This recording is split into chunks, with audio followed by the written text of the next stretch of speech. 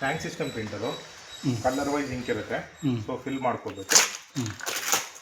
ಇವಾಗ ಇದು ಕೊಟ್ಟಿರೋದು ಏನಾದರೂ ಡೆಮೋ ಪೀಸಾ ಅಥವಾ ಪ್ರಾಪರ್ ಕಾರ್ಟ್ರಿಡ್ಜ್? ಇಲ್ಲ ಇಲ್ಲ ಇಲ್ಲ, ಡೆಮೋ ಪೀಸ್ ಅಂತ ಬರಲ್ಲ ಇದರಲ್ಲಿ. ಅದೇನೋ ಹೇಳ್ತಾ ಇದ್ರು ಕೆನೋನಲ್ಲಿ ಬರುತ್ತೆ ಹಂಗೆ ಅಂತ. ಇದೇ ನನಗೆ ಇಲ್ಲ ಇಲ್ಲ, ಕಾರ್ಟ್ರೇಜು ಡೆಮೋ ಕಾರ್ಟ್ರೇಜ್ ಬರುತ್ತೆ. ಅಂದರೆ ನೀವು ಲೇಸರ್ ತಗೋತಿರಲ್ಲ ಪೌಡರು, ಅದರಲ್ಲೇ ಡೆಮೋ ಕಾರ್ಟ್ರೇಜ್. ಅಂದರೆ ಡೆಮೋ ಕಾರ್ಟ್ರೇಜ್ ಅಂದರೆ ಸ್ವಲ್ಪ ಲಿಮಿಟೆಡ್ ಯೂಸೇಜ್ ಇರುತ್ತೆ ಆ ಥರ. ಇದರಲ್ಲಿ ನಿಮಗೆ 50 ml ಇಂಕ್ ಇರುತ್ತೆ. ಸೇಮ್ 50 ml ಫಿಲ್ ಆಗುತ್ತೆ. ನೀವು ಕಡಿಮೆ ಆದಮೇಲೆ ಮತ್ತೆ ಈ ಥರ ಬಾಟಲ್ ತೊಗೊಬಂದು ಪರ್ಚೇಸ್ ಮಾಡಿ ಫಿಲ್ ಮಾಡ್ಕೊಳ್ಳಿ. ಫಿಲ್ ಮಾಡೋದು ಇದೇ ಥರ, ಜಸ್ಟ್ ಹಿಂಗೆ ಹಾಕಿ ಯೂಸ್ ಮಾಡಿದ್ರೆ ಹೋಗುತ್ತೆ. ಸೊ ಹಾಗೆ ಕಲರ್ ವೈಸ್ ನೋಡಿಕೊಂಡು ಹುಷಾರಾಗಿ ಮಾಡ್ಕೋಬೇಕು. ಒಂದು ಕಲರ್ ಒಂದಕ್ಕೆ ಮಿಕ್ಸ್ ಮ್ಯಾಚ್ ಮಾಡಬಾರ್ದು. ಒಂದು ಬಾಟ್ಲು ಫುಲ್ಲು ಫಿಲ್ ಆಗುತ್ತೆ ಅದು. 50 ml ಇಂಕ್ ಇರುತ್ತೆ, 50 ml ಟ್ಯಾಂಕ್ ಕೊಟ್ಟಿರುತ್ತೆ.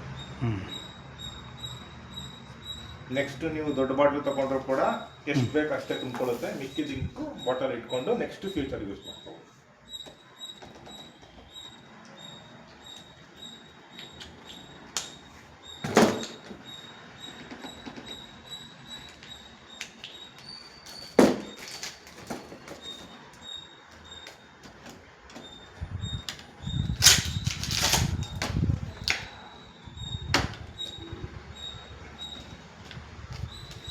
ಬ್ಲ್ಯಾಕ್ ಮಾತ್ರ ಸ್ವಲ್ಪ ಇಂಕ್ ಕೊಡುತ್ತೆ.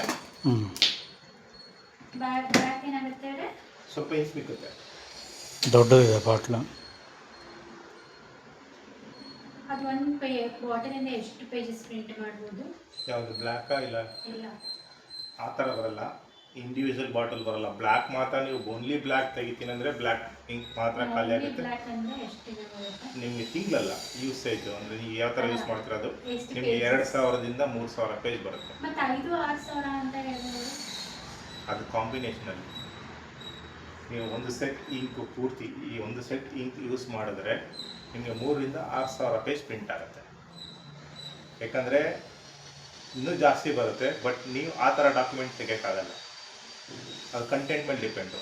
ಎಕ್ಸೆಲ್ಲು, ವರ್ಡು ಈ ಥರ ಕಂಟೆಂಟ್ ಆದರೆ ಅದರಲ್ಲೂ ಕೂಡ ಪೇಜ್ ಹಾಫು ಫುಲ್ಲು ಇರುತ್ತಲ್ವ. ಸೊ ಎಷ್ಟು ಪೇಜ್ ಕಂಟೆಂಟ್ ಇರುತ್ತೆ ಅದ್ರ ಮೇಲೆ ಇಂಕು ಖರ್ಚಾಗುತ್ತೆ. ಇವಾಗ PDF ಅಲ್ಲಿ ಪಿಕ್ಚರ್ ಇದ್ದರೆ ಇಂಕು ಜಾಸ್ತಿ ಕನ್ಸ್ಯೂಮ್ ಆಗುತ್ತೆ. ಪಿಕ್ಚರ್ ಇಲ್ಲ ಅಂದರೆ ಇಂಕ್ ಕಡಿಮೆ ಖರ್ಚಾಗುತ್ತೆ.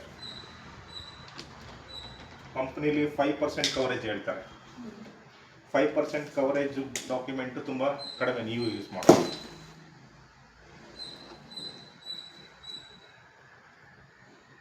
ಆಮೇಲೆ ಪೇಪರ್ ಜಾಮ್ ಆದಾಗ ಅದು ಹೇಳ್ಬಿಡಿ. ಹೇಳ್ತೀನಿ. ಇದು ಈ ಇಂಕು ಓಪನ್ ಆಗಿರೋದನ್ನ ಹೀಗೆ ಇಟ್ಕೋಬೇಕು. ಓಕೆ ಇಷ್ಟು ಓಕೆ.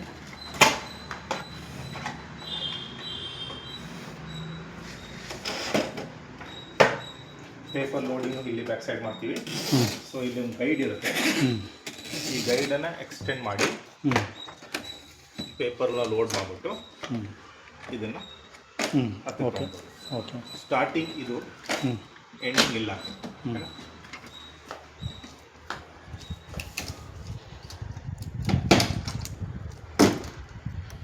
ಇದು ಎರಡು ಕಾರ್ಟ್ರೇಜಸ್ಸು, ಒಂದು ಬ್ಲ್ಯಾಕ್ ಇರುತ್ತೆ, ಒಂದು ಕಲರ್ ಇರುತ್ತೆ.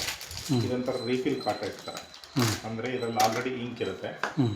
ಸೊ ಇಂಕ್ ಖಾಲಿ ಆದಂಗೆ ಈ ಟ್ಯಾಂಕಿಂದ ಅದಕ್ಕೆ ಸಪ್ಲೈ ಆಗ್ತಾ ಇರುತ್ತೆ. ಸೊ ಇದನ್ನು ಪದೇ ಪದೇ ಚೇಂಜ್ ಮಾಡುವಂಥದ್ದೇನಿಲ್ಲ. ಓಕೆ. ಇದು ಬ್ಲ್ಯಾಕ್ ಒಂದು ಹಾಕಿರ್ತೀವಿ, ಕಲರ್ ಒಂದು. ಸೊ ಇದನ್ನು ಪದೇ ಪದೇ ನೀವು ಓಪನ್ನು ಮಾಡೋ ಥರ ಏನಿಲ್ಲ.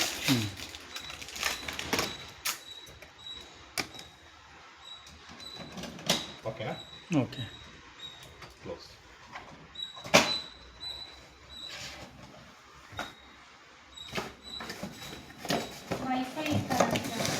ವೈಫೈ ಇದೆಯಾ?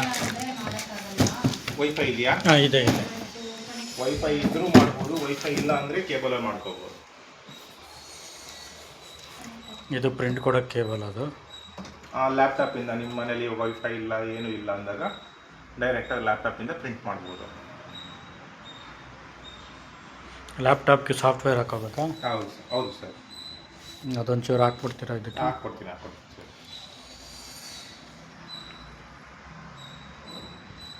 ಸಾಫ್ಟ್ವೇರ್ ಇನ್ಸ್ಟಾಲ್ ಮಾಡ್ಕೋಬೇಕಂದ್ರೂ ಇಂಟರ್ನೆಟ್ ಬೇಕಲ್ವ? ಯಾಕೋ ಇಂಟರ್ನೆಟ್ ಬರ್ತಲ್ಲ, ಅಲ್ಲೇನೋ ಆಯಿತು ಅನಿಸುತ್ತೆ ಸ್ವಿಚ್. ಇಷ್ಟೊತ್ತವರೆಗೂ ಬರ್ತಿತ್ತು. ಇದೆ, ಇಂಟರ್ನೆಟ್ ಇದೆ.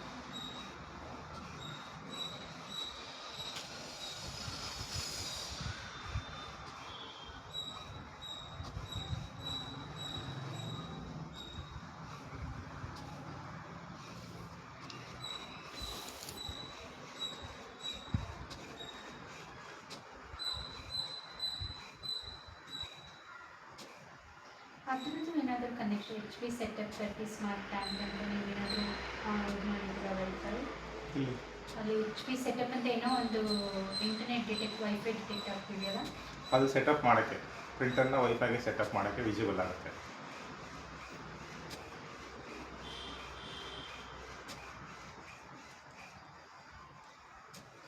ಓಕೆ ಮೇ ಬಿ ಅದು ಇದು ಎರಡೂ ಇರೋದಕ್ಕೆ ಬರ್ತಿಲ್ಲ.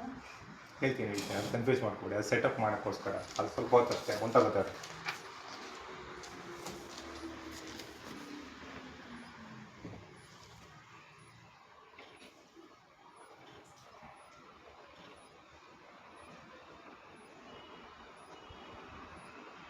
ನಿಮ್ಮದು ವೈಫೈ ನೇಮ್ ಏನು? ಹಾಂ HKC 5G ಅಂತ ಇದೆ.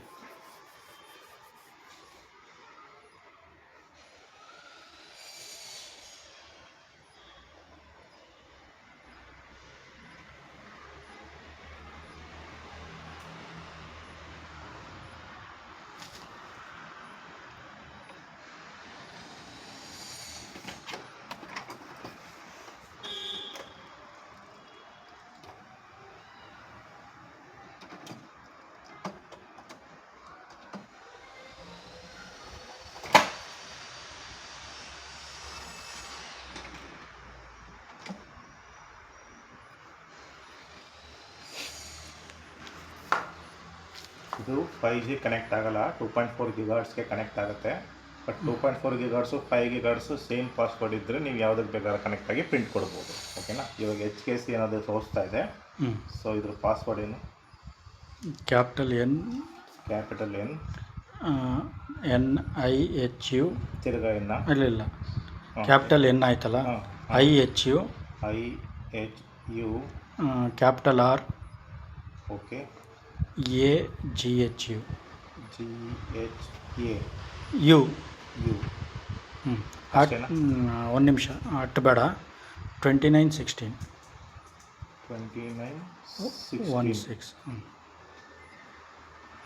ಪ್ರಿಂಟರ್ ಬಂದು ಆ ವೈಫೈಗೆ ಕನೆಕ್ಟ್ ಆಗುತ್ತೆ.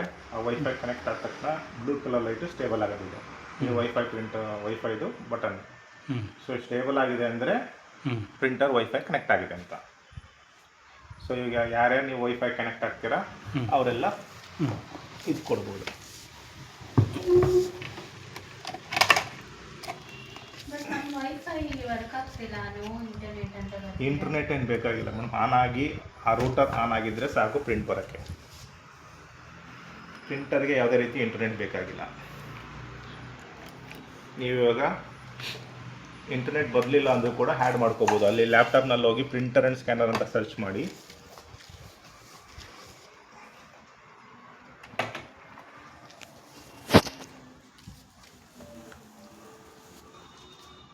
ಮೇಲ್ಗಡೆ ಇದೆ ಗೂಗಲ್ ಹಾಂ ಸರ್ಚ್ ಮಾಡಿದ್ರೆ ಡೆಸ್ಕ್ಟಾಪ್ನಲ್ಲಿ ಮಾಮೂಲಿ ಕೆಳಗಡೆ ಸರ್ಚ್ ಆಪ್ಷನ್ ಇರುತ್ತಲ್ಲ, ಅಲ್ಲಿ ಪ್ರಿಂಟರ್ ಆ್ಯಂಡ್ ಸ್ಕ್ಯಾನರ್ ಅಂತ ಸರ್ಚ್ ಕೊಡಿ, ಅಲ್ಲೇ ತೋರಿಸುತ್ತೆ ನಿಮಗೆ.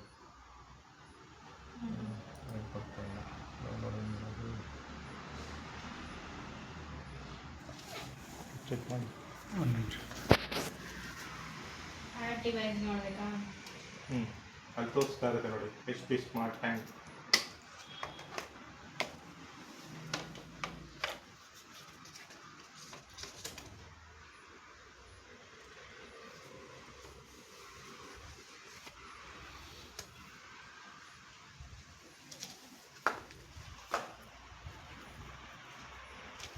ನೋಡಿ ಇವಾಗ ಕನೆಕ್ಟ್ ಆಗಿರೋದು. ತೋರಿಸ್ತಿಲ್ಲ.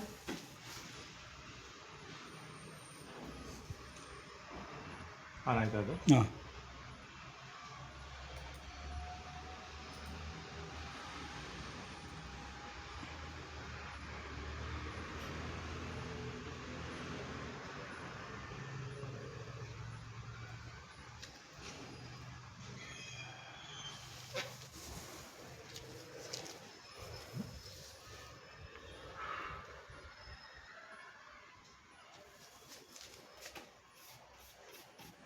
ಇವಾಗಲೇ ರೆಡ್ ರೈಟ್ ಒಂದೊಂದ್ಸಲ ನಂದು ಊರಲ್ಲೂ ನೋಡಿದ್ದೀನಿ.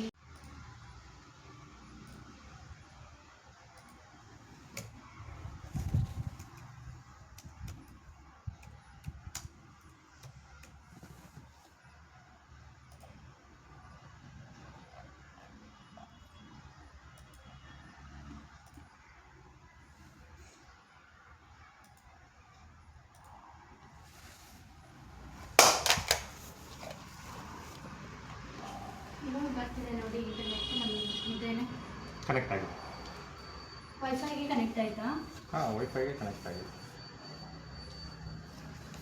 ಹಾಟ್ಸ್ಪಾಟಿಗೆ ವೈಫೈಗ? ನಿಮ್ಮ ವೈಫೈಗೆ.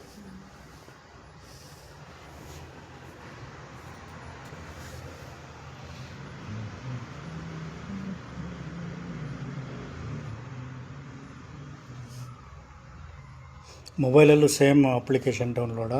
HP ಮೊಬೈಲ್ನಲ್ಲಿ ಐಫೋನ್ಗೆಲ್ಲ ಏನು ಬೇಡ. ಐಫೋನ್ಗೆ ಆಗಲ್ವಾ? ಅಪ್ಲಿಕೇಶನ್ ಏನು ಬೇಕಾಗಿಲ್ಲ, ಅಗತ್ಯ ಇಲ್ಲ. ಬೇಕು ಅಂದರೆ ಹಾಕೋಬಹುದು. ಡೈರೆಕ್ಟ್ ಬರುತ್ತಾ? ಆಂಡ್ರಾಯ್ಡ್ಗೆ ಅಪ್ಲಿಕೇಶನ್ ಬೇಕು. ಆಂಡ್ರಾಯ್ಡ್ಗೆ HP ಅಂತ ಬರುತ್ತೆ. HP 585 ಅಂತ ಹೊಡಿಬೇಕಾ? ಇಲ್ಲ, ಜಸ್ಟ್ HP ಅಂತ ಅಪ್ಲಿಕೇಶನ್ ಪ್ಲೇಸ್ಟೋರ್ಗಿದೆ ನೋಡಿ. ಹಾಂ, ಅದನ್ನು ಇನ್ಸ್ಟಾಲ್ ಮಾಡ್ಕೋಬೇಕು. ಹಾಂ, ಇನ್ಸ್ಟಾಲ್ ಮಾಡ್ತೀವಿ.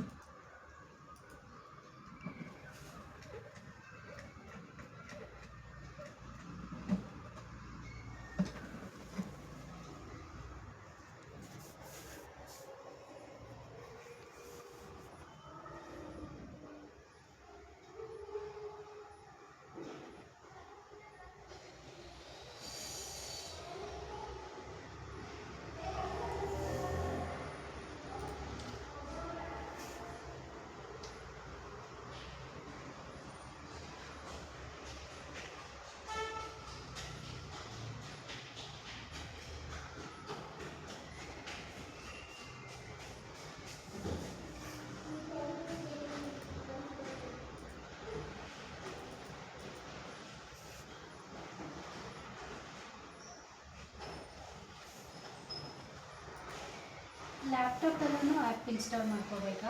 ಲ್ಯಾಪ್ಟಾಪ್ನಲ್ಲಿ ನಾವು ಬೇಕು ಅಂದರೆ ಮಾತ್ರ ಅಂದರೆ ಡ್ರೈವರ್ನ ಡೌನ್ಲೋಡ್ ಮಾಡಬೇಕು. ಡ್ರೈವರ್ ಬಂದು ಗೂಗಲಲ್ಲಿ ಸಿಗುತ್ತೆ, HP ಸಪೋರ್ಟಲ್ಲಿ. ಅದು ಯೂಸ್ ಆಗೋದು ಸ್ಕ್ಯಾನ್ ಪರ್ಪಸ್ ಮಾತ್ರ. ಬೇಡ ಅಂದರೆ ಜಸ್ಟ್ ನೀವು ಪ್ರಿಂಟರ್ ಆ್ಯಂಡ್ ಸ್ಕ್ಯಾನರಲ್ಲಿ ಹೋಗಿ ಹ್ಯಾಡ್ ಕೊಟ್ಟರೆ ಹ್ಯಾಡ್ ಆಗುತ್ತೆ ಪ್ರಿಂಟರ್ಗೆ. ಅದು ಬೇಸಿಕ್ ಡ್ರೈವರ್ ಡಿಟೆಕ್ಟ್ ಆಗುತ್ತೆ, ಪ್ರಿಂಟ್ ಎಲ್ಲ ನಿಮಗೆ ಬರುತ್ತೆ ವಿತೌಟ್ ಡ್ರೈವರ್. ಮಾಮೂಲಿ ಎಷ್ಟು ಗೂಗಲಿಂದ ಮಾಮೂಲಿ ಇದರಿಂದ ತೊಗೊಂಡು ಬ್ಯಾಕ್ ಎಂಡಲ್ಲಿ ತೊಗೊಂಡು ರನ್ ಆಗುತ್ತೆ.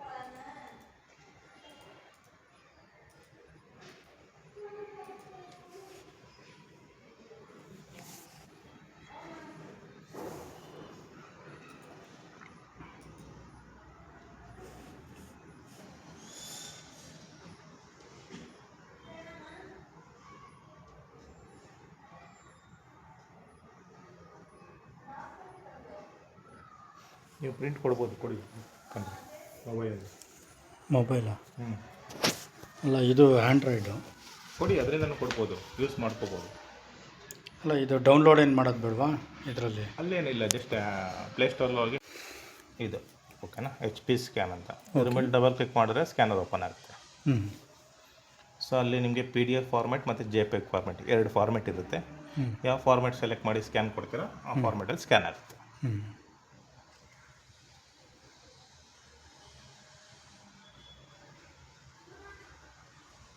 ಇಲ್ಲಿ save as PDF, save as JPEG. Okay. So ಇಲ್ಲಿ ಸೈಜ್ ಸೆಲೆಕ್ಟ್ ಮಾಡ್ಕೊಳ್ಳಿ PDF ಮಾಡಬೇಕಾದ್ರೆ ಯಾವಾಗಲೂ. ಓಕೆ. ಮತ್ತು ಇದು ಕ್ವಾಲಿಟಿ, ನಿಮಗೆ ಎಷ್ಟು ಕ್ವಾಲಿಟಿ ಬೇಕೋ ರೆಸಲ್ಯೂಷನ್ ಅಷ್ಟು ಇಟ್ಕೋಬೋದು.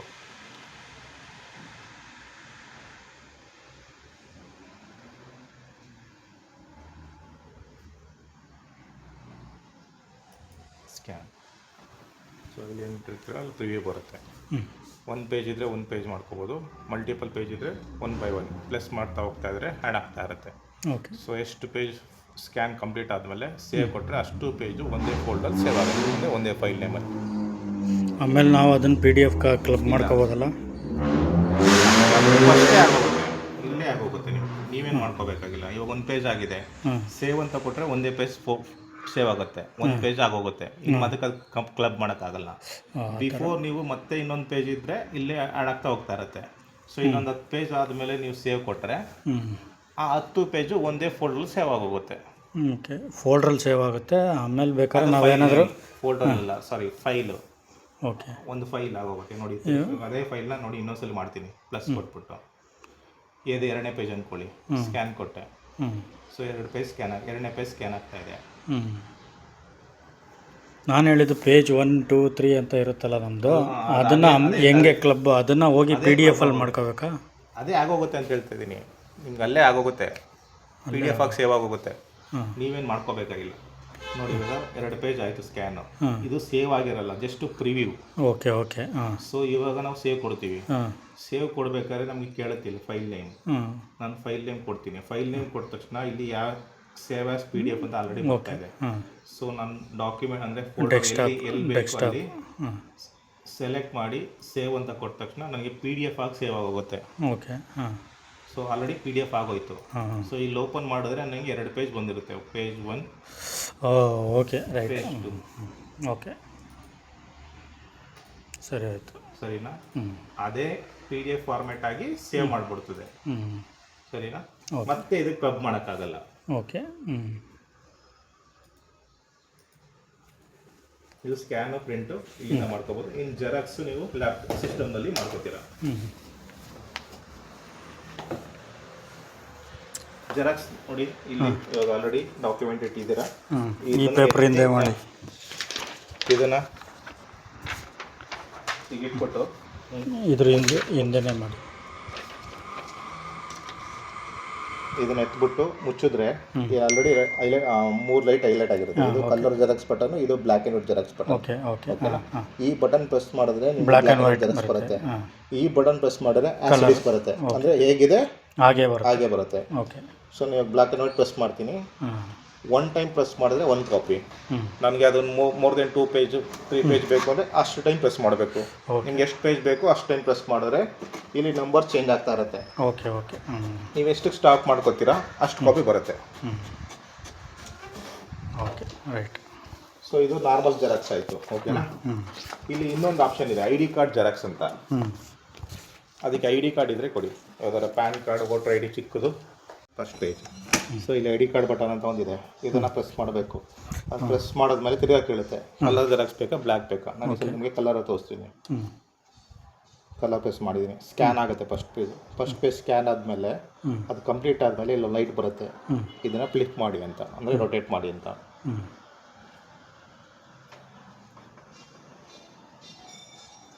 ಈ ಲ್ಯಾಮಿನೇಟ್ ಮಾಡೋದೆಲ್ಲ ಬರುತ್ತಲ್ಲ, ಅದು ಸಪ್ರೇಟಾಗಿ ತಂದು ಅಟ್ಯಾಚ್ ಮಾಡಬೇಕಾ? ಅರ್ಥವಿಲ್ಲ. ಅಂದರೆ ಈಗ ಅದು ನೀವು ಪ್ರಿಂಟ್ಔಟ್ ಮಾಡಿಕೊಂಡು ಲ್ಯಾಮಿನೇಟ್ ಶೀಟ್ ತೊಗೊಬಂದು ಲ್ಯಾಮಿನೇಷನ್ ಮಿಷನಲ್ಲಿ ಹಾಕಿದ್ರೆ ಲ್ಯಾಮಿನೇಟ್ ಆಗುತ್ತೆ. ನೋಡಿ ಲೈಟ್ ಬಂತು. ಸೊ ಇದನ್ನು ಫ್ಲಿಪ್ ಮಾಡಬೇಕು, ಸೇಮ್ ಪ್ಲೇಸ್. ಓಕೆನಾ? ಆಲ್ಮೋಸ್ಟ್ ಸೇಮ್ ಪ್ಲೇಸಲ್ಲಿ ಇಟ್ಕೊಳ್ಳಿ, ಚೆನ್ನಾಗಿ ಬರುತ್ತೆ. ಇಟ್ಬಿಟ್ಟು ಮತ್ತೆ ಕ್ಲೋಸ್ ಮಾಡಿ ಮತ್ತೆ ಆ ಬಟನ್ ಇನ್ನೊಂದ್ಸಲಿ ಪ್ರೆಸ್ ಮಾಡಿದ್ರೆ ಸೆಕೆಂಡ್ ಪೇಜ್ ಸ್ಕ್ಯಾನ್ ಕಂಪ್ಲೀಟ್ ಆಗುತ್ತೆ. ಸೆಕೆಂಡ್ ಪೇಜ್ ಸ್ಕ್ಯಾನ್ ಕಂಪ್ಲೀಟ್ ಆದಮೇಲೆ ಫಸ್ಟು ಮತ್ತು ಸೆಕೆಂಡ್ ಎರಡು ಒಟ್ಟಿಗೆ ಒಂದೇ ಪೇಜಲ್ಲಿ ಬರುತ್ತೆ. ಇದು ID card xerox, Aadhaar card, PAN card, ಈ ಥರ ಚಿಕ್ಕ ಕಾರ್ಡ್ ಇರುತ್ತಲ್ಲ ಅದನ್ನು ಫ್ರಂಟ್ ಬ್ಯಾಕು ಮಾಡ್ಕೋಬೋದು. ಓಕೆ. ಇದನ್ನು 1 ಟೈಮ್ ಮಾಡಿಕೊಂಡು ಆಮೇಲೆ ನೀವು ಮಲ್ಟಿಪಲ್ ಮಾಡ್ಕೋಬೋದು. ಡೈರೆಕ್ಟಾಗಿ ಮಾಡಿಕೊಂಡು ಎಷ್ಟು ಪೇಜು ಬೇಕು ಅಷ್ಟು ಪೇಜು ಮಾಡ್ಕೋಬೋದು.